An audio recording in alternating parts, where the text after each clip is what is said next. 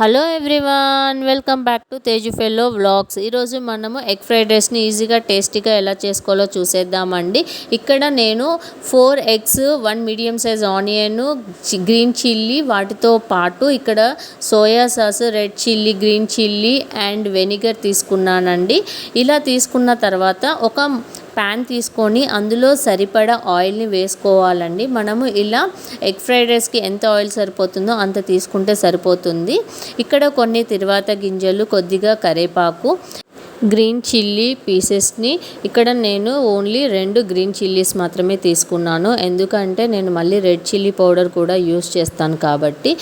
ఇక్కడ medium size onion ముక్కలను చిన్న చిన్నగా కట్ చేసుకొని ఇలా తీసుకుంటే సరిపోతుంది. వీటన్నిటిని మనము కొద్దిసేపులో ఆయిల్లో రోస్ట్ చేసుకోవాలండి. ఇలా ఆనియన్స్ అనేవి కొద్దిగా గోల్డెన్ కలర్ వచ్చిన తర్వాత ఒక మీడియం సైజు క్యారెట్ని చిన్న ముక్కలుగా కట్ చేసుకొని తీసుకోవాలండి. ఇలా వీటన్నిటిని కొద్దిసేపులో మనం ఆయిల్లో ఒకసారి బాగా కలుపుకున్న తర్వాత ఒక టేబుల్ స్పూను అల్లం వెల్లుల్లి పేస్టును కూడా తీసుకోవాలండి. ఇలా తీసుకున్న తర్వాత మనము ఆయిల్లో కొద్దిగా బాగా కలిసేలా కలుపుకోవాలి. ఇలా మొత్తం కలుపుకున్న తర్వాత కొద్దిగా ఉప్పు, కొద్దిగా పసుపు అనేది వేసుకోవాలి.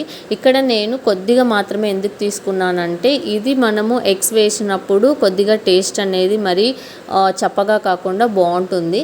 ఇక్కడ నేను బౌల్లో మనము ఎగ్స్ని ఇలా డైరెక్ట్గా కాకుండా బాగా మిక్స్ చేసుకొని తీసుకోవడం వల్ల మనకి ఎగ్ ఫ్రైడ్ రైస్ అనేది బాగా వస్తుందండి. కావాలి అనుకుంటే మీరు ఇలా గిన్నెలో కాకుండా డైరెక్ట్గా కూడా మనము తీసుకోవచ్చు.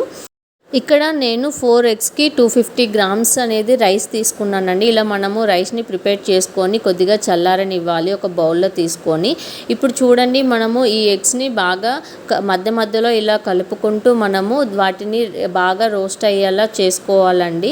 ఎందుకంటే మనకి పచ్చిగా ఉంటే స్మెల్ వచ్చేస్తుంది కాబట్టి మనము అడుగు అంటకుండా కొద్దిగా ఇలా కలుపుకుంటూ ఉండాలి. స్టవ్ అనేది మనము మీడియం ఫ్లేమ్లో పెట్టుకొని మధ్య మధ్యలో ఇలా కలుపుకుంటూ ఉండడం వల్ల మనకు అడుగు అంటకుండా ఎగ్స్ అనేవి బాగా రోస్ట్ అవుతాయండి. ఇలా చూడండి, వీటిలో మనము ఇప్పుడు ఇలా కొద్దిగా రోస్ట్ అయిన తర్వాత మనము ప్రిపేర్ చేసి పెట్టుకున్న రైస్ ఉంటుంది కదండి, వాటిని కొద్దిగా చల్లారిన తర్వాత మనము ఇందులో మిక్స్ చేసుకోవాలి. ఇలా తీసుకున్న తర్వాత బాగా కలుపుకోవాలి ఒకసారి.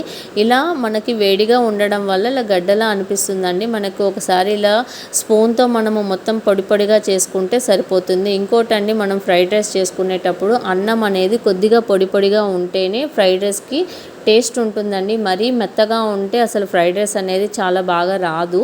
ఇప్పుడు చూడండి, నేను ఇక్కడ ఒక table spoon red chilli powder and salt, కొద్దిగా పసుపు, గరం మసాలా పౌడరు, ధనియాల పౌడర్ కూడా తీసుకున్నానండి. మీరు తీసుకునే క్వాంటిటీని బట్టి మీరు ఈ ఇంగ్రీడియంట్స్ అనేవి తీసుకుంటే సరిపోతుంది. ఇలా తీసుకున్న తర్వాత మనము బాగా మిక్స్ చేసుకోవాలి. ఇక్కడ నేను ఒక చిన్న బౌల్ తీసుకొని ఇప్పుడు చూపించాను కదండి, green chilli sauce, red chilli sauce, soya sauce and vinegar, వీటన్నిటిని నేను ఒక చిన్న స్పూన్తో, అంటే పెద్దది కాదండి, చాలా చిన్న స్పూన్తో ఒక్కొక్క టేబుల్ స్పూన్ తీసుకొని మిక్స్ చేసుకున్నాను. ఇలా మిక్స్ చేసేసుకొని ఇందులో యాడ్ చేసుకుంటే సరిపోతుందండి. ఇలా తీసుకోవడం వల్ల మనకి ఇవన్నీ కలపడం వల్ల మనకు బయట దొరికే ఫ్రైడ్ రైస్ టేస్ట్ అనేది వస్తుందండి. మీరు ఒకవేళ స్కిప్ చేయాలనుకుంటే ఈ సాసెస్ అనేవి స్కిప్ చేసుకుంటే సరిపోతుంది. రిమైనింగ్ ప్రాసెస్ అంతా సేమ్. చూడండి, ఫ్రైడ్ రైస్ అనేది చూడడానికి ఎంత బాగుందో, టేస్ట్ కూడా చాలా బాగుంది. మీరు కూడా ఒకసారి ట్రై చేసి కామెంట్ సెక్షన్లో ఎలా ఉందో కామెంట్ చేయండి. నా ఛానల్ని సబ్స్క్రైబ్ చేసుకోవడం మాత్రం మర్చిపోకండి. చూడండి, మా బాబుకి మాత్రం చాలా బాగా నచ్చింది. ఎలా ఉంది అని అడిగితే మాత్రం అని చెప్పాడు. Please like the video.